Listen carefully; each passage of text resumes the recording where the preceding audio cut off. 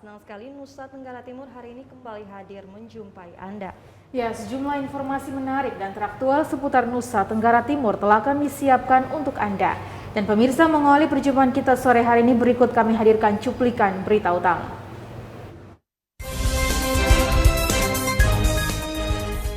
Sudah lebih dari 1 tahun namun progres pembangunan rumah relokasi bagi warga korban badai Seroja 2021 di Kabupaten Kupang baru dilakukan di 2 lokasi.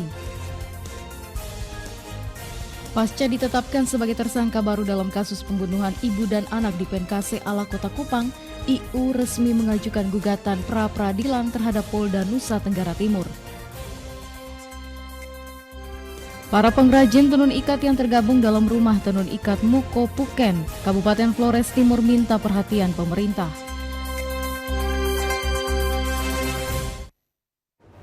Cuplikan berita utama tadi akan kami rangkai dengan sejumlah informasi menarik lainnya. Bersama saya Vivi Haba. Ya, dan saya Debbie Swek. Ini Nusa Tenggara Timur hari ini selengkapnya untuk Anda.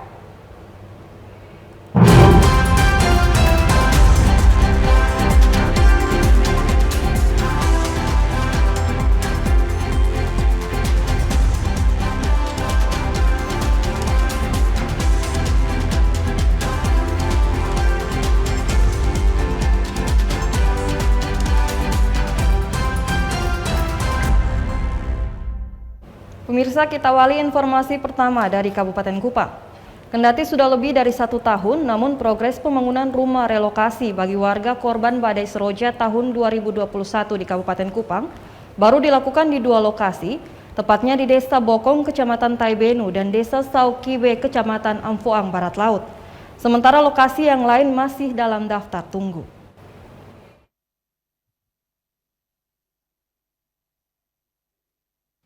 Inilah salah satu lokasi yang bertempat di Desa Bokong, Kecamatan Taibenu yang dijadikan tempat relokasi korban Seroja tahun 2021 di Kabupaten Kupang. Lokasi ini merupakan relokasi bantuan simulasi tanggap darurat yang saat ini sedang dilakukan pembangunan hunian tetap bagi warga Kabupaten Kupang yang kehilangan rumah karena terdampak Seroja. Berdasarkan pantauan di lokasi saat ini sedang dibangun 45 rumah dengan progres pembangunannya sudah mencapai 90%, atau pada tahapan finishing. Walau sudah lebih dari 1 tahun, progres pembangunan rumah baru dilakukan di 2 lokasi, tempatnya di Desa Bokong Kecamatan Taibenu dan Desa Saukibe Kecamatan Amfoang Barat Laut. Sedangkan lokasi masih dalam daftar tunggu. Bupati Kupang Korinus Mas Neno membenarkan jika relokasi bagi warga terdampak Seroja di Kabupaten Kupang rencananya dibangun di tempat lokasi yang berbeda, yakni di Desa Bokong Kecamatan Taibenu, Desa Saukibe Kecamatan Amfoang Barat Laut, Desa Oesena Kecamatan Amarasi, dan Desa Manusak Kecamatan Kupang Timur. Relokasi ini merupakan program tersendiri yang dipisahkan pengolahannya oleh Kementerian PUPR, sehingga baru 2 lokasi yang sedang dilakukan pembangunan. Sedangkan 2 lokasi lainnya yakni Desa Manusak dan Desa Oesena masih dalam daftar tunggu. Khusus relokasi itu program tersendiri yang dipisahkan pengelolaannya oleh Menteri PUPR, dan kita untuk tahapan pertama yang dapat itu adalah Bokong dan Saukibe. Bokong dan Saukibe. Sedangkan yang belum dapat itu adalah di Batuna, Merbau, Oesena, termasuk yang di sini di Taklale yang Pupukdale ya, termasuk yang itu. Jadi itu nanti diusulkan sesuai dengan kemampuan keuangan masing-masing. Bupati Kupang berharap 2 lokasi yang lain segera dibangun untuk memenuhi kebutuhan masyarakat yang telah kehilangan tempat tinggal sejak tahun 2021 lalu. Dari Kabupaten Kupang, Kris Poto, TVRI NTT. Pemirsa, 5 Mei setiap tahun diperingati sebagai Hari Bidan Internasional. Peran bidan menjadi sangat krusial tidak hanya untuk memeriksa, merawat, dan membantu persalinan bagi wanita hamil, tetapi juga meningkatkan derajat wanita melalui pelayanan kontrasepsi. Memberikan imunisasi kepada bayi dan menurunkan angka kematian ibu dan bayi. Profesi mulia ini terus mereka emban demi keselamatan masyarakat. Hari Bidan Sedunia atau International Day of the Midwife sudah dirayakan sejak tahun 80-an, tetapi baru saja diresmikan secara formal pada tahun 1992.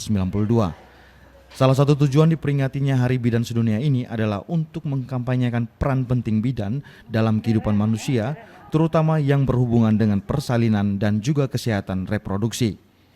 Hari Bidan Sedunia juga dirayakan sebagai momen peningkatan kualitas bidan yang saat ini, di mana bidan memiliki peran yang sangat penting tidak hanya untuk wanita yang hamil, tetapi juga untuk keluarga Indonesia. Bidan memiliki peran yang sangat krusial seperti memeriksa, merawat dan juga membantu persalinan untuk wanita hamil, seperti yang ada di Puskesmas Danga dan Rumah Sakit Air Ramo Kabupaten Nagakeo. Semangat mengabdi untuk keselamatan dan kesehatan ibu hamil beserta bayi terus mereka lakukan meski harus menghadapi banyak tantangan. Tak jarang menerima kata-kata yang kasar dari pasien dan bahkan dari keluarga pasien. Namun hal itu bukan menjadi halangan bagi mereka untuk terus melayani pasien. Apalagi di tengah pandemi COVID-19, tugas mereka pun bertambah berat mulai dari melakukan tracing pasien COVID-19 hingga merawat pasien COVID-19. Mereka tak pernah takut akan ancaman nyawa mereka beserta keluarga ketika terserang COVID-19. Bagi mereka pengabdian untuk kesehatan masyarakat menjadi hal utama yang harus mereka selamatkan. Selamat Hari Bidan untuk semua bidan di seluruh Indonesia. Tetap semangat dalam pelayanan, tetap melayani ibu dan bayi sehingga menekan angka kematian ibu dan bayi untuk seluruh Indonesia. Semangat bidan Indonesia. Kami mengucapkan selamat Hari Bidan Sedunia. Semoga dengan memperingati Hari Bidan ini kami semua bidan bisa bekerja dengan penuh keikhlasan, tulus hati, dengan rasa tanggung jawab untuk melayani semua ibu dan bayi yang kami tolong. Dari Nagakeo, Doni Moni, TVRI NTT. Pemirsa, menunjang sekolah berbasis teknologi. Para guru di SMP Negeri 4 Langke Rembong mengembangkan aplikasi baru dalam kegiatan belajar mengajar. Para guru dilatih dan didampingi para dosen dari kampus Unika Santo Paulus Ruteng. Semenjak menjadi sekolah berbasis teknologi, Sekolah Menengah Pertama Negeri 4 Langkeng Rembong terus mematangkan daya dukung pembelajaran berbasis teknologi.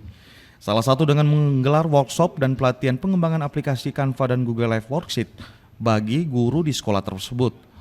Kepala SMPN 4 Langkeng Rembong, Wenceslaus Resman, menjelaskan pengembangan aplikasi Canva dan Google Live Worksheet untuk meningkatkan kompetensi para guru dalam kegiatan belajar mengajar. Aplikasi Canva membuat para guru bisa lebih kreatif karena aplikasi Canva dapat menyediakan tools desain grafis yang banyak. Sementara itu, aplikasi Google Live Worksheet, para guru dapat membuat lembaran kerja peserta didik baik untuk ulangan maupun saat ujian.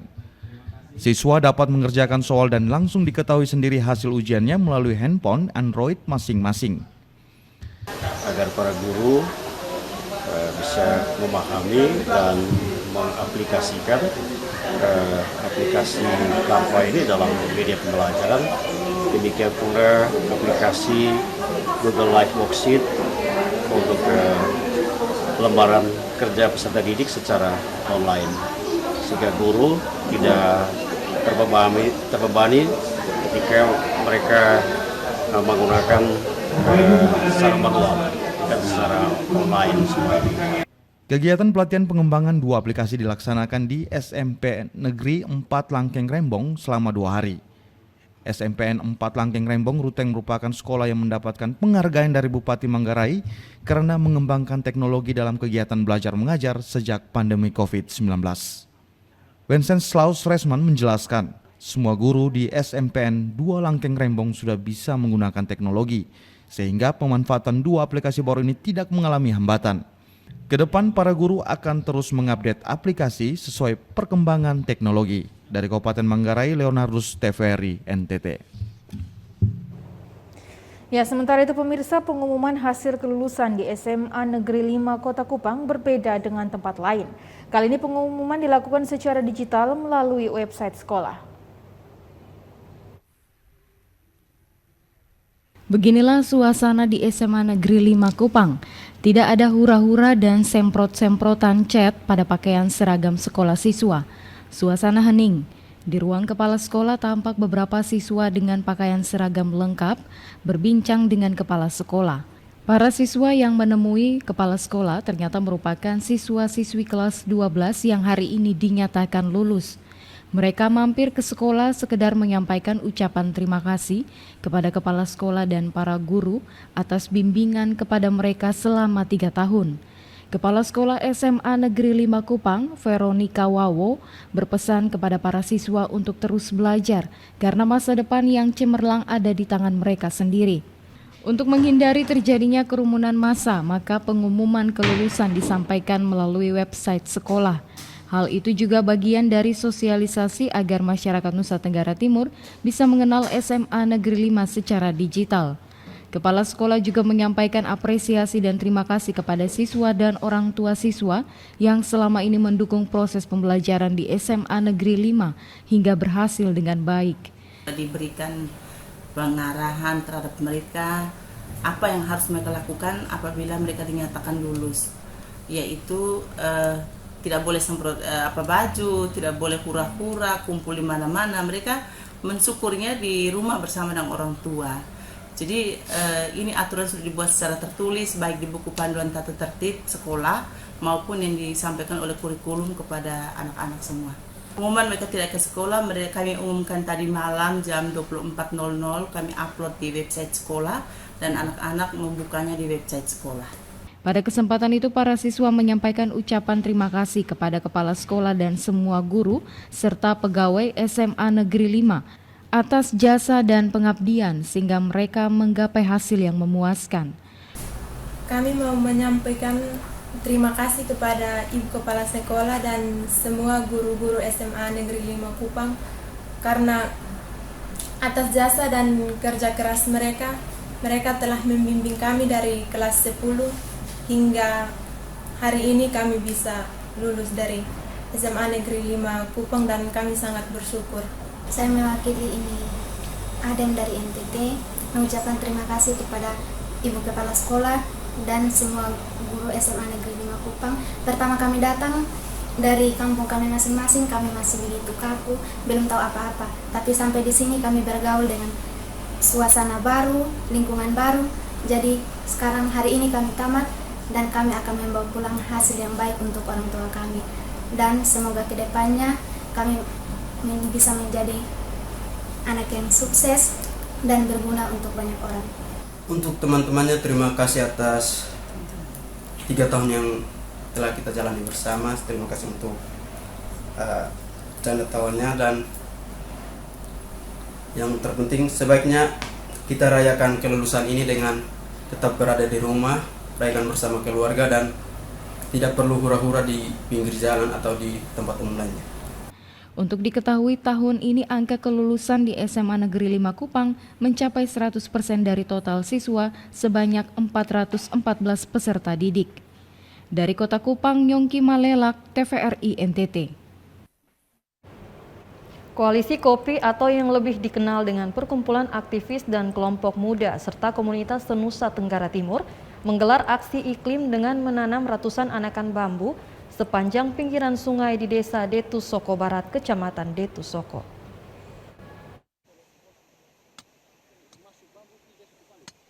Koordinator Koalisi Kopi, Christian Natali, mengatakan aksi iklim ini bekerja sama dengan Yayasan Bambu Lestari dan puluhan komunitas se-NTT dalam rangka menjaga keseimbangan alam. Kegiatan ini merupakan keberlanjutan dari beberapa hari sebelumnya dan merupakan kegiatan hari terakhir. Aksi tanam bambu ini diinisiasi oleh Perkumpulan Hutan Indonesia, Koalisi Kopi, Tersmitra, dan Yayasan Humanis dan Inovasi Sosial dengan tujuan agar anak-anak muda lebih berperan aktif dan peduli dalam menjaga alam. Sebelumnya, Christian Natali bersama tim sudah melakukan riset setahun lalu terhadap komunitas-komunitas di NTT dan 68 komunitas lainnya. Koordinator Koalisi Kopi mengajak anak-anak muda ke depan bisa proaktif dalam menjaga dan melestarikan alam sekitar. Kami dari Koalisi Kopi yang diinisiasi oleh Hutan Indonesia dan Teras Mitra, didukung oleh Yayasan Humanis dan Inovasi Sosial atau HIPOS. Sejak tahun lalu kami melakukan riset di NTT, di beberapa daerah di NTT, tapi fokusnya memang di komunitas-komunitas orang muda. Bahwasanya sudah banyak komunitas orang muda di NTT yang paham dan beraksi iklim. Cuman belum ada kolaborasi di antaranya secara lebih masif dan terstruktur. Oleh karena itu bersyukur mulai hari Minggu kemarin 25 April kami berkumpul di Desa Detusoko Barat itu untuk berdiskusi, melakukan dialog bagaimana antar komunitas orang muda di beberapa daerah di NTT ini bisa lebih banyak berkolaborasi, karena bicara soal krisis iklim dampaknya kita rasakan bersama tanpa pilih-pilih apakah dia tinggal di mana, tinggal di desa atau kota dan sebagainya. Sementara itu, Kepala Desa Detusoko Barat, Ferdinandus Watu, menyampaikan terima kasih dan apresiasi kepada Koalisi Kopi yang sudah beberapa hari melakukan kegiatan di desanya. Ferdinandus berharap kegiatan ini bisa terus dilanjutkan. Dari Kabupaten ND, Obitani, TVRI NTT. Informasi menarik lainnya akan kami hadirkan usai jeda pariwara berikut. Ya, untuk itu tetaplah bersama kami di Nusa Tenggara Timur hari ini.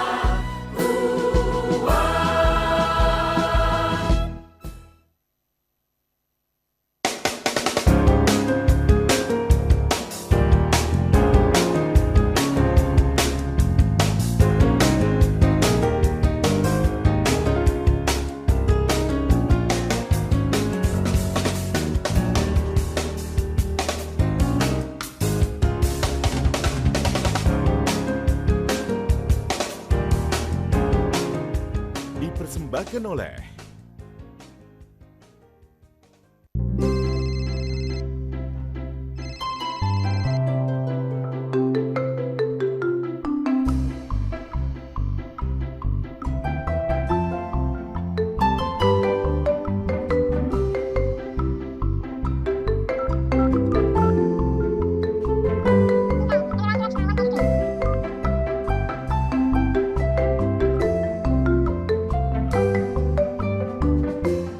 dipersembahkan oleh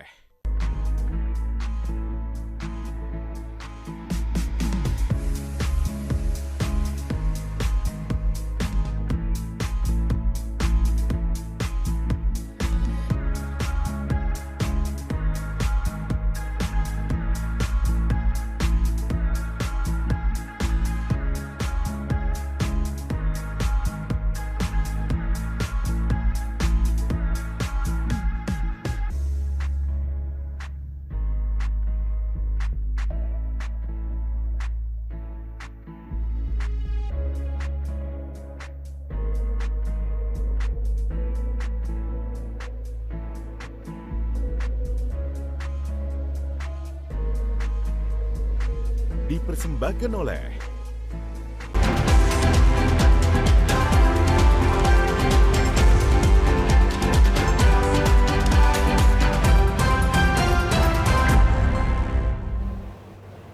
Terima kasih Anda masih bersama kami di Nusa Tenggara Timur hari ini.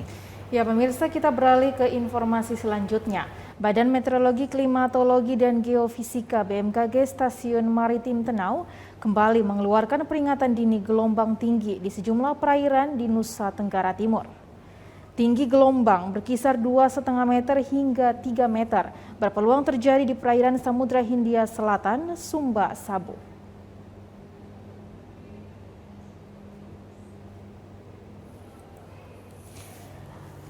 BMKG Stasiun Maritim Tenau Kupang dalam rilisnya mengatakan, cuaca ekstrim berupa gelombang tinggi masih akan terjadi di sejumlah perairan Nusa Tenggara Timur. Gelombang tinggi ini dipicu pola angin di wilayah Indonesia bagian utara, dominan bergerak dari barat laut menuju timur laut dengan kecepatan angin berkisar 8 hingga 25 knot. Sedangkan di wilayah Indonesia bagian selatan dominan bergerak dari timur menuju tenggara dengan kecepatan angin berkisar 4 hingga 20 knot. Kecepatan angin tertinggi terpantau di Samudra Hindia Barat Aceh hingga Kepulauan Nias. Gelombang tinggi diprediksi akan terjadi mulai hari ini 5 hingga 6 Mei 2022. Perairan di Nusa Tenggara Timur yang berpeluang terjadi gelombang tinggi 2,5 meter hingga 3 meter berpeluang terjadi di Samudra Hindia Selatan, Sumba, Sabu. Sementara tinggi gelombang 1,25 hingga 2,5 meter berpeluang terjadi di Selat Sape bagian selatan, Selat Sumba bagian barat, Laut Sawu, perairan selatan Kupang Rote, dan Samudra Hindia Selatan Kupang Rote. Badan Meteorologi, Klimatologi, dan Geofisika BMKG Stasiun Maritim Tenau Kupang memperingatkan adanya potensi bahaya pada aktivitas pelayaran dan penangkapan ikan di perairan Nusa Tenggara Timur untuk perahu nelayan, tongkang, dan kapal feri. Masyarakat yang tinggal dan beraktivitas di pesisir sekitar area yang berpeluang terjadi gelombang tinggi agar tetap waspada. Tim Liputan TVRI NTT. Kita ke informasi lain, Saudara. Anggota Dewan Perwakilan Rakyat Republik Indonesia Yohanes Franciscus Lema melakukan kunjungan kerja ke Kabupaten Malaka. Kunjungan kerja ini untuk melihat dari dekat potensi pertanian, khususnya bidang kelautan dan peternakan, untuk dikembangkan ke depan. Karena sektor peternakan dan perikanan tangkap menjadi sektor unggulan dan menjadi masa depan Provinsi NTT.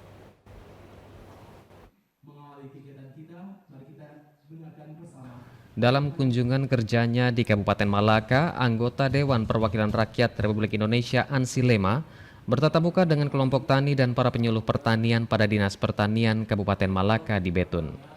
Anggota Komisi 4 DPR RI Ansi Lema mengatakan, Kabupaten Malaka merupakan salah satu wilayah yang memiliki potensi di bidang pertanian, khususnya perikanan tangkap dan peternakan. Pihaknya akan terus bersuara agar pemerintah pusat melalui Kementerian Pertanian untuk terus menaruh perhatian kepada masyarakat di Kabupaten Malaka. Kabupaten Malaka juga merupakan beranda terdepan NKRI, sehingga harus tumbuh makmur, berkeadilan dan sejahtera.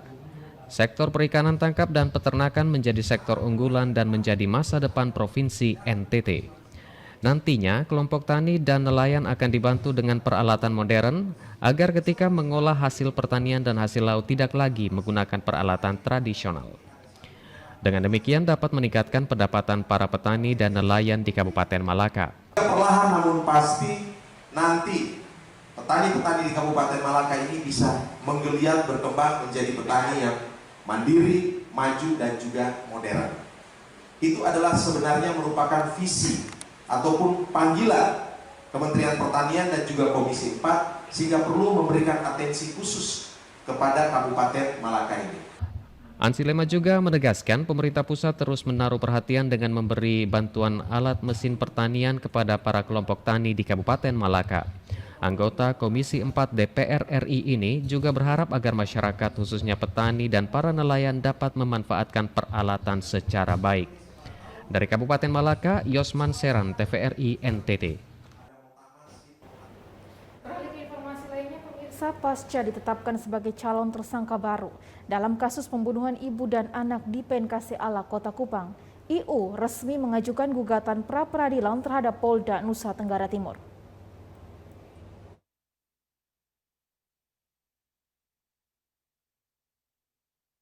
Telah didaftarkan oleh kuasa hukumnya Yance Tobias Mesa dan kawan-kawan di Pengadilan Negeri Kupang di Jalan Pala Oebobo, Kota Kupang. Kuasa hukum Yance Tobias Mesa menegaskan, pra-peradilan tersebut diajukan sebab pihaknya menilai termohon dalam hal ini Polda Nusa Tenggara Timur tidak memiliki bukti yang cukup sebagai dasar penetapan tersangka, baik dari segi jumlah maupun kualitas bukti permulaan. Selain itu, menurut Tobias Mesa, penetapan tersangka terhadap kliennya didasarkan pada 5 sprindik, padahal hanya ada 1 laporan polisi. Dengan demikian, secara hukum, proses penyidikan terhadap kliennya itu cacat hukum. Karena setahu kami yang kami pahami adalah sprindik itu satu laporan polisi adalah 1 nomor perkara. Nah, nomor sprindik yang dikeluarkan kepada dalam kasus pembunuhan Penkase adalah nomornya adalah sprindiknya adalah 473. Yang terjadi pada Ira Ua adalah sprindiknya ada 5 sprindik, nomornya berbeda-beda. Selain daripada itu, minim bukti yang diperoleh penyidik untuk menetapkan tersangka. Dengan dasar itulah maka kami ajukan pra-peradilan sebagaimana diatur dalam putusan Mahkamah Konstitusi. Dia berharap hakim dapat mengadili perkara ini dengan seadil-adilnya dan mengabulkan permohonan pemohon untuk seluruhnya. Dari Kota Kupang, Nyongki Malelak, TVRI NTT. Pemirsa, kami masih akan kembali dengan sejumlah informasi menarik lainnya setelah jeda pariwara berikut ini. Untuk itu tetaplah bersama kami.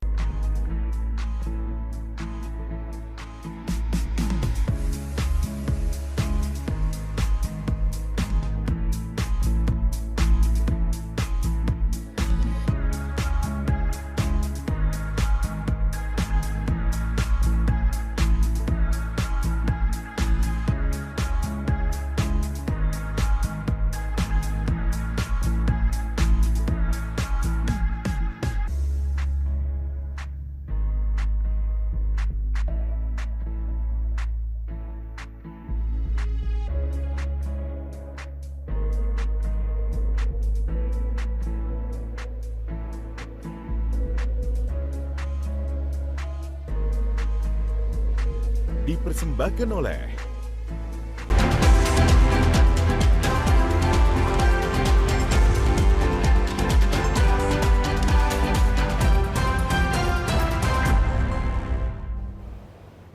Terima kasih Anda masih bersama kami di Nusa Tenggara Timur hari ini.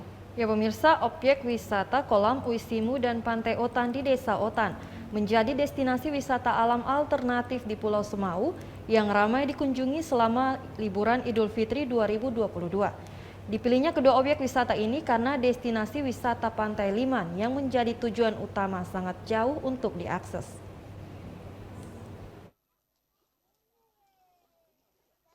Beginilah suasana pengunjung yang berkunjung di kolam alam Uisimu, salah satu tempat wisata di Desa Otan, Kecamatan Semau.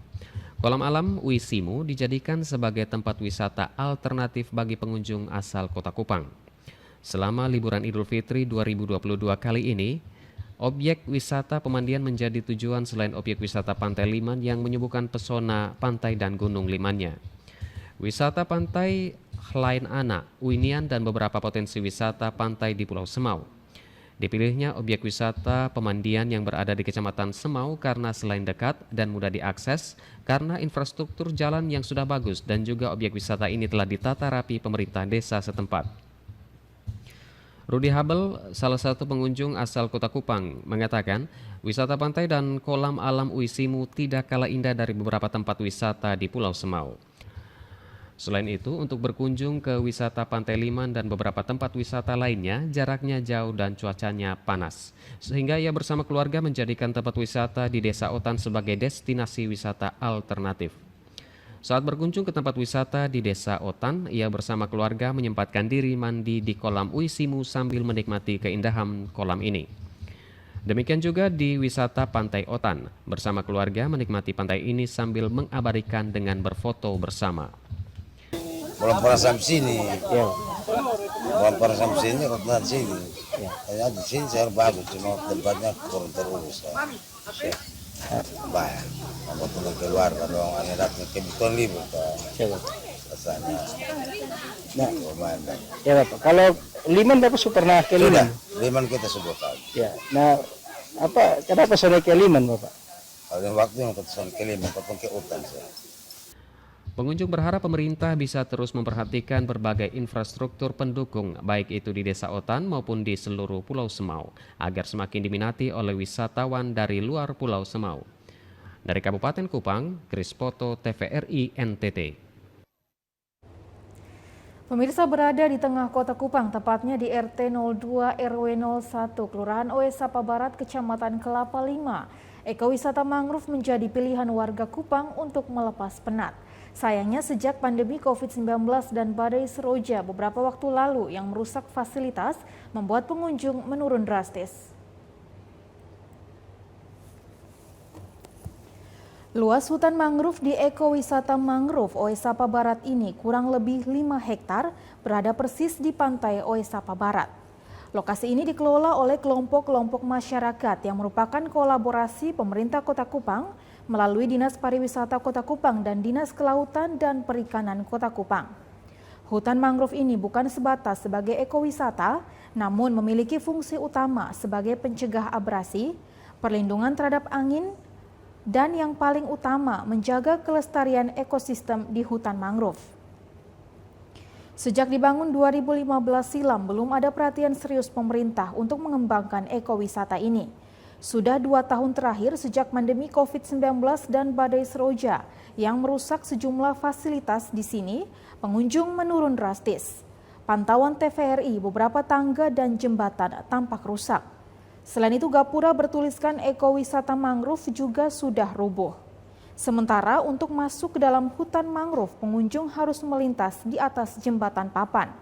Jembatan papan ini dibuat seperti jalan melingkar. Ada 2 jalur, yakni jalur masuk dan jalur keluar. Jembatan papan itu diberi cat warna-warni. Pada jembatan tersebut ada juga papan yang lapuk dan rusak. Pada bagian lain juga ada papan yang jatuh akibat badai Seroja beberapa waktu lalu.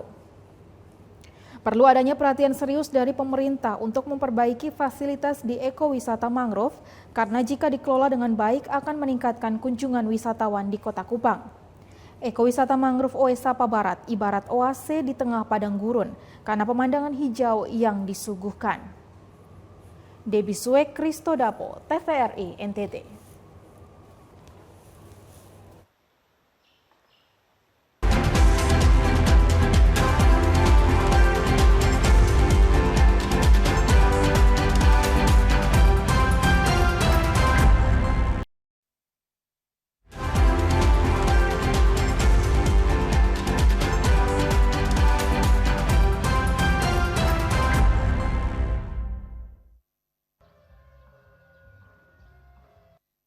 Terima kasih Anda masih bersama kami pemirsa. Kita beralih ke informasi selanjutnya. Pendapatan para pedagang di objek wisata Pantai Lasiana Kota Kupang mengalami peningkatan omset penjualan. Naiknya pendapatan para pedagang ini seiring meningkatnya kunjungan wisatawan ketika hari libur.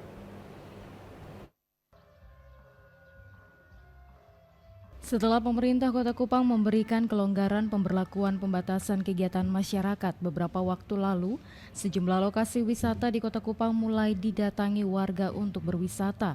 Seperti di lokasi wisata alam Pantai Lasiana misalnya, mulai didatangi wisatawan baik yang berasal dari Kota Kupang maupun dari luar kota dalam mengisi waktu liburan.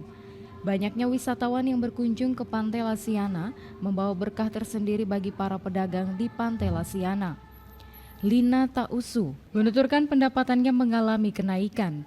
Jika pada hari-hari biasa pendapatannya hanya berkisar Rp50.000 hingga Rp100.000, namun ketika hari libur pendapatan mereka naik berkisar Rp300 hingga Rp400.000. Sementara menu yang ditawarkan adalah pisang gepeng, kelapa muda, saboak, aneka minuman dingin dan juga panas. Penghasilan kalau hari libur begini bisa 300-400.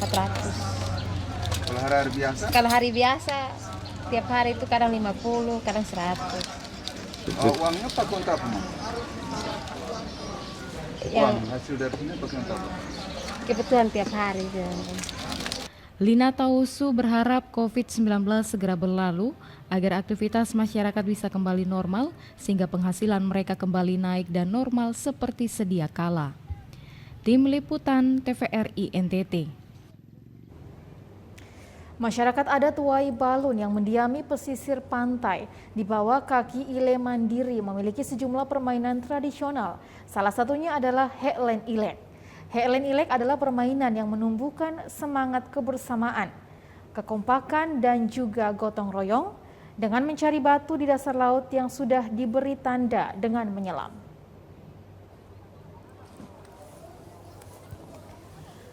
Heklen Ilek merupakan permainan menyelam mengambil batu yang diberi tanda lalu dilemparkan ke laut.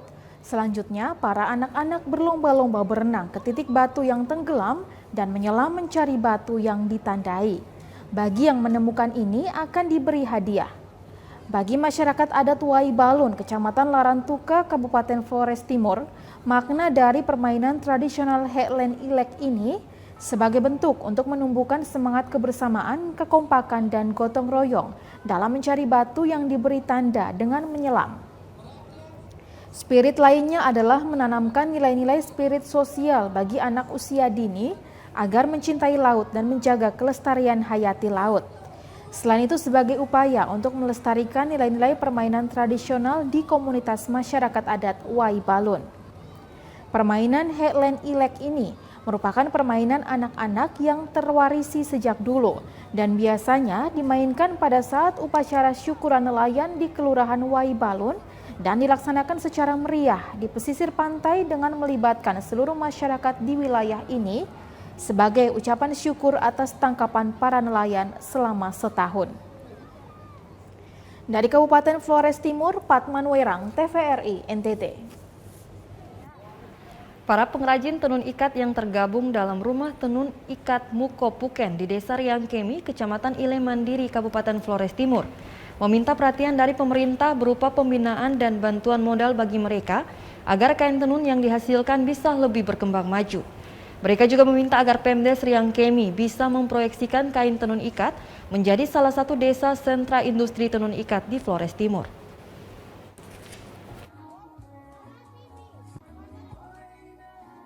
Koordinator kelompok tenun ikat Mukopuken, Maria Fatima Welan, menuturkan pengrajin tenun tradisional yang tergabung dalam Rumah Tenun Ikat Mukopuken merupakan kelompok ibu-ibu di Desa Riangkemie, Kecamatan Ile Mandiri, Kabupaten Flores Timur yang punya keahlian khusus menenun. Motif dari Rumah Tenun Ikat Mukopuken adalah corak lama holot. Hasil produksi dari Rumah Tenun Mukopuken masih mengandalkan pesanan dari masyarakat dalam kampung dan wilayah kecamatan sehingga masih terbatas. Kondisi ini membuat hasil penjualan yang diperoleh oleh kelompok tenun ikat tradisional sangat kecil sementara dari sisi produksinya cukup tinggi. Maria Fatima berharap adanya bantuan dari pemerintah daerah dengan membuka peluang pasar hingga keluar Flores Timur sehingga karya kerajinan tangan perempuan lama holot boleh menembus pasar nasional bahkan global. Kalau ini kami sudah lama, semuanya mama-mama ini sudah tahu semua mulai dari proses ikat, tenun sampai selesai. daripada dasarnya sudah tahu. Jadi macam penghasilan ini kami selesai tenun itu hanya prosesnya penjualnya di dalam desa saja. Nah, belum pernah ke impor ke luar negeri karena kami harap Pemda mereka selalu dampingi kami atau menolong kami supaya bisa ke internasional gitu. Soal pemasarannya ya. Koordinator Rumah Tenun Muko Puken, Riang Kemie, berharap dapat bantuan promosi dan pemasaran dari pemerintah agar tenun Lama Holot bisa lebih dikenal oleh masyarakat luas. Selain itu, pemerintah juga bisa mewajibkan ASN membeli produk kain tenun dari Riang Kemie sebagai salah satu busana wajib bagi aparatur sipil negara lingkup Setda Flores Timur. Dari Kabupaten Flores Timur, Patman Werang, TVRI NTT.